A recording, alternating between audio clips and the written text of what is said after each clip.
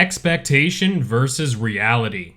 We have all sorts of expectations as to how certain things will be when it comes to video games, and as the technology and production of these games increases, the higher the expectation from the consumers that the game will truly deliver. Now, remakes are not necessarily new to the video game industry. Some of the best games in recent memory are indeed remakes of all-time classics. Just think about Resident Evil 2, Shadow of the Colossus, and the Demon's Souls remake, and surely you will see that there are titles that have been remade to feel like brand new experiences that retain the core feel of the original, yet overhaul the visuals and mechanics of them to help players relive their favorite memories of the games. The Last of Us Part 1 is indeed a remake of a game that needs no introduction. It is one of the most beloved games of all time, and its tense survival mechanics and brutal action complemented one of the most celebrated stories to ever grace the medium. Hey there. The game came out on the PlayStation 3 to universal acclaim in 2013, and then yet again on the PlayStation 4 in the form of a remaster in 2014. Updating textures, running the game at 60 frames per second, and included all the features of the original, including its fantastic Factions multiplayer mode and the exceptional Left Behind DLC. Now, if you are a PS Plus subscriber and have a PlayStation 5, then you already have access to the PS4 remaster via the Instant Game Collection. I won't be going into much detail about whether or not you should spend $70 on a game that you can currently play for free or for dirt cheap that is already an excellent game on the PS4. Rather, I am going to look at how this game is as a remake, and more specifically, a remake of an already exceptional game by today's standards. A lot is up against The Last of Us Part 1. It is already a truly exceptional game as it stands on the PlayStation 4 remaster, and heck, the remaster even includes the Factions multiplayer mode, something the PS5 version does not. With a full asking price of $70 and including less than the previous editions of the game, let's take a closer look at whether or not the reality of The Last of Us Part 1 has met our expectations by breaking the game down into three key areas: graphical improvements, mechanical improvements, and overall improvements made in the remake over its original and remastered versions.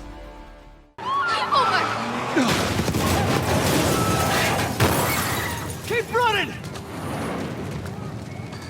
Those people are on fire.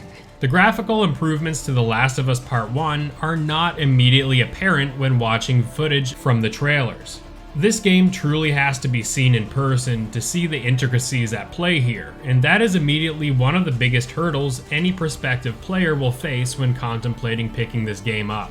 Even though I knew the remake looked somewhat better from the trailers, it wasn't too dramatic a difference that made me lose my mind in awe. This is one of the game's biggest downsides, and it's that, even through the marketing, the game fails to show off dramatic new graphical enhancements to an already exceptional looking game. Going into this game and expecting a dramatically different looking game is going to leave players disappointed, but to say that the game doesn't look noticeably better when playing is a huge understatement. I'm not going anywhere without Robert.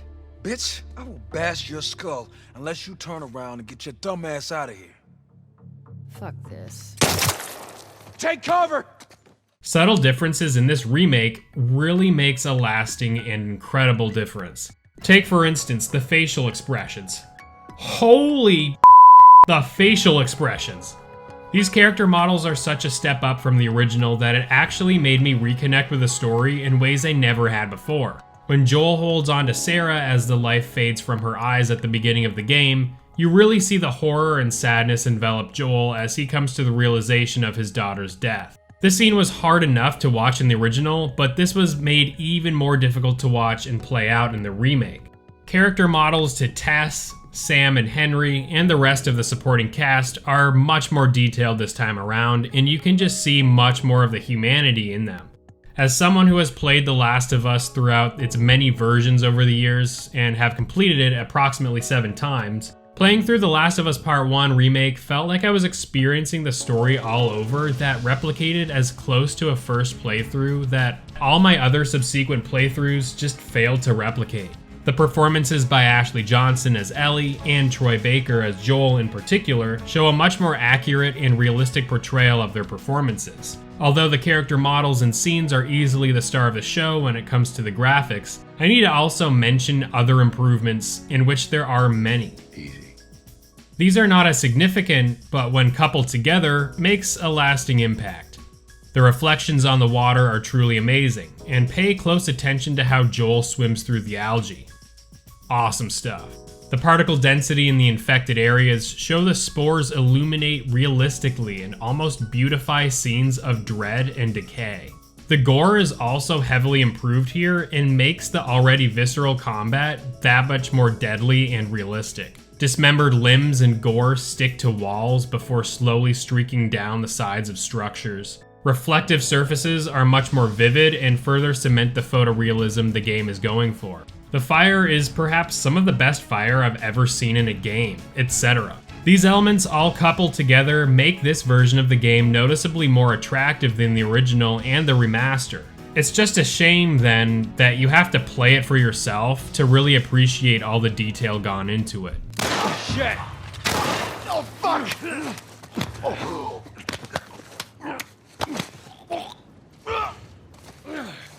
Now, let's talk about the game's mechanics and combat. Oh dear. The combat was said to be completely overhauled from the original, adding new adaptive AI similar to that of The Last of Us Part 2, and replacing the admittedly outdated combat design of the original game. In the remake, we see that there are much better transitions into melee combat this time around, and the animations feel more impactful and visceral when engaging in this form of combat. This is an area where you can see clear improvement. About the AI. My goodness. I started the game on normal difficulty with everything set to its default settings. This is the recommended and default standard way of playing the game, according to the developers. And I ran into numerous instances where the AI was just so idiotic. And I mean like absolutely mental. Now, how on earth are your friends not hearing you frantically grasp for air as I'm literally feet away from them, choking you to death? Oh yeah, and this guy? Yeah, he's been staring at the wall for a minute and not moving. This is 30 seconds sped up to show you that this dude is literally stuck facing a wall and won't break off from doing so. Numerous times my partner AI would completely break cover and ruin the immersion. And this happened many more times than the previous times that I recall in the older versions of the game. It was becoming such a joke that I ended up setting the game to grounded difficulty early on when it came to enemy behavior and stealth, while keeping the rest of the game's parameters set to normal. When I did this, I still experienced Ellie bumping into enemies while in cover, but the gameplay and enemy AI vastly improved my experience. Set to grounded, the enemies are absolutely ruthless. Flanking and tactical deployments of Molotovs and ambushes are commonplace here, and it almost made me wish that this was the default experience included with the game. It is just so much more immersive when playing under this configuration that left the actual improvements that were made to the AI for normal settings exceptionally underwhelming. Get him!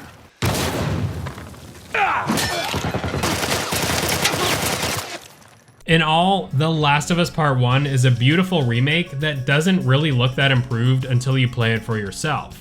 The game's animations are much more fluid this time around, and the combat feels exceptionally more violent and brutal, creating more immersion.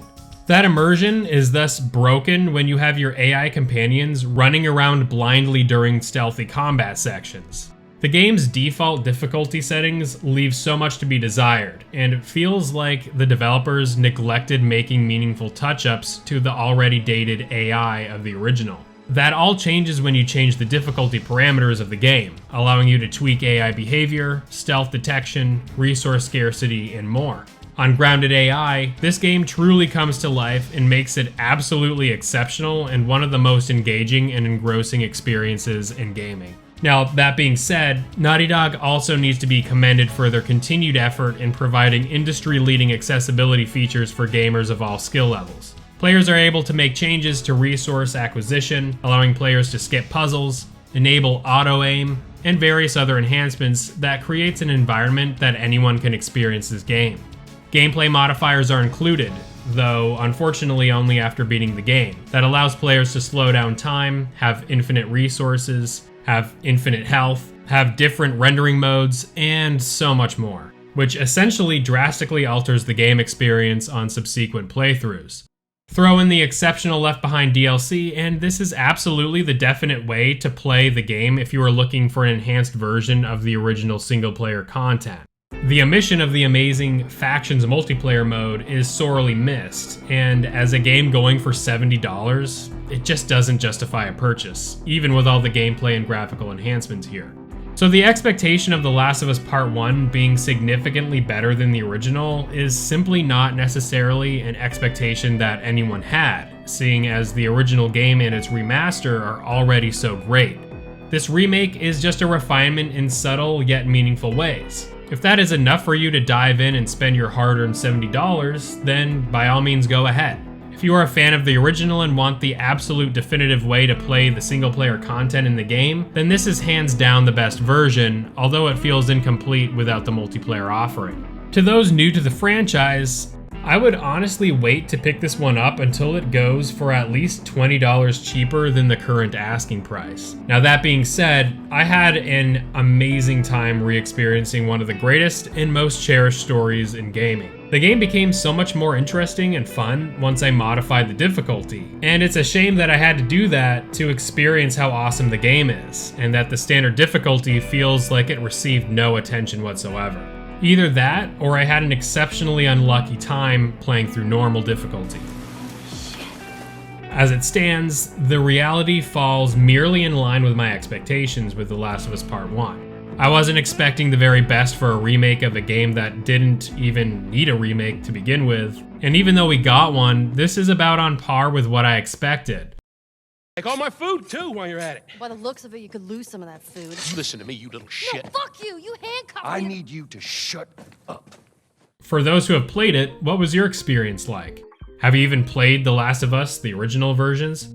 Are you going to hold off until it becomes cheaper? Thinking about getting the PC version? Well, let me know your thoughts in the comments, and be sure to hit the like button if you enjoyed the video, and subscribe if you loved it. Thanks so much as always for the awesome support for the channel recently, and I will see you real soon in the next video. Peace, good people.